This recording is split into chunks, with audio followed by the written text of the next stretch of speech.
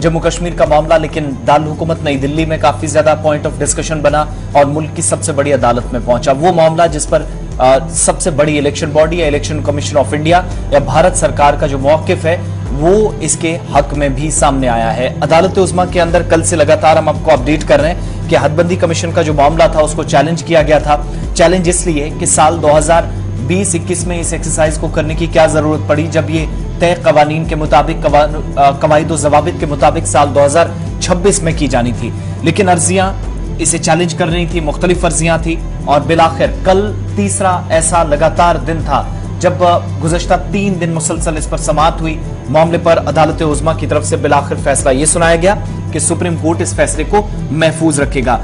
2 जजों पर बेंच जो मुश्तमिल थी, फरीकीन के दलाइल मुकम्मल जब किए गए तो उसके बाद अदालत की तरफ से भी अपनी जो है जजमेंट पास की गई और सुप्रीम कोर्ट यानी मुल्क की सबसे बड़ी अदालत ने जम्मू कश्मीर में जो एक तो असेंबली और दूसरा पार्लिमानी हलकों की हदबंदी का अमल था उसको चैलेंज करने वाली अर्जियों पर अपना फैसला महफूज कर लिया है। सुप्रीम कोर्ट ने एक अर्जी पर फैसला कर लिया जिसमें जम्मू कश्मीर में एक तो कानून साज असेंबली और साथ ही साथ लोकसभा हलकों की दोबारा तरतीब देने के लिए हदबंदी कमीशन की तरफ से जो तश्कील की गई हुकूमती फैसले को चैलेंज किया गया था कि हुकूमत ने आईनी दफात की खिलाफ वर्जी की है। ऐसा अभी वक्ती तौर पर नहीं किया जा सकता। सुप्रीम कोर्ट में जहां पर जस्टिस एस के कौल और जस्टिस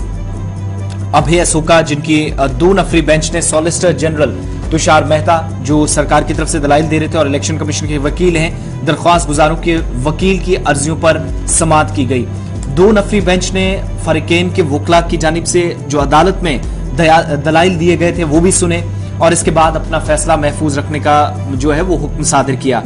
2 दरख्वास्त गुजार हाजी अब्दुल गनी और मोहम्मद अयूब मत्तू इनके वकील की तरफ से जो दलाइल दी गई, ये वो 2 पिटिशनर्स हैं जिन्होंने फैसले को चैलेंज किया था और कहा कि हदबंदी कमीशन की जो अभी तक की मश्क है, जो एक्सरसाइज पूरी रही है, आइन की स्कीम के खिलाफ की गई, हुदूद में रद्दोबदल और तौसी इलाकों को शामिल नहीं किया जाना चाहिए था। और अर्जी में पिटिशनर्स की तरफ से ये कहा गया था कि जम्मू कश्मीर में जो नशिस्तों की तादाद 107 से बढ़ाकर 114 कर दी गई जिसमें पीओके की 24 नशिस्तें भी शामिल हैं। आइन दफात और कानूनी दफात खासतौर पर जम्मू कश्मीर तंजीमें 9 कानून 2019 की दफा 63 के तहत खिलाफ वर्जी हुई है। और अर्जी गुजारों की तरफ से मजीद जो दलाइल देते हुए कहा गया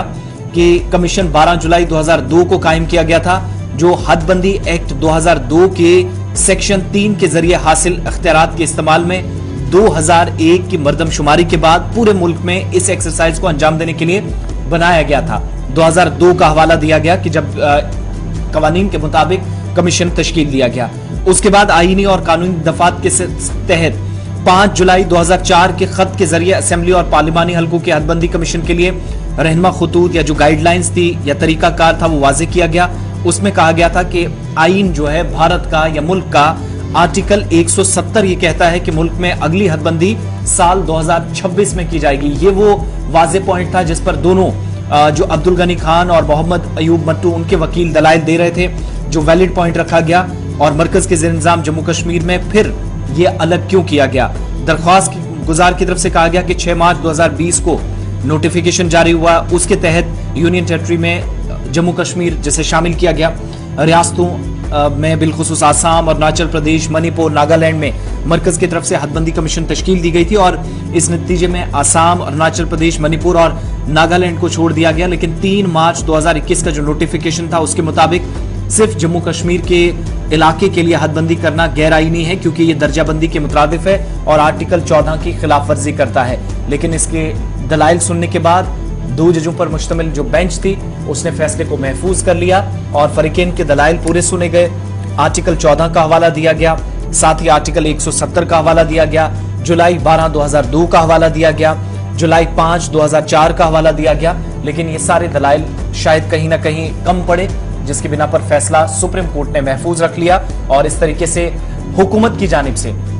सॉलिसिटर जनरल जो कि अपनी तरफ से बात रख रहे थे, हुकूमत का मौक़िफ़ पेश कर रहे थे अदालत में, उन्होंने भी मुकम्मल तौर इसकी हिमायत की। लेकिन साथ ही साथ इलेक्शन कमीशन ऑफ इंडिया ने कि जो किया गया है वो कवानीन के मुताबिक है, इसमें किसी किस्म की खिलाफ वर्जी नहीं, अपने अपने दलाइल उन्होंने भी बेंच के सामने पेश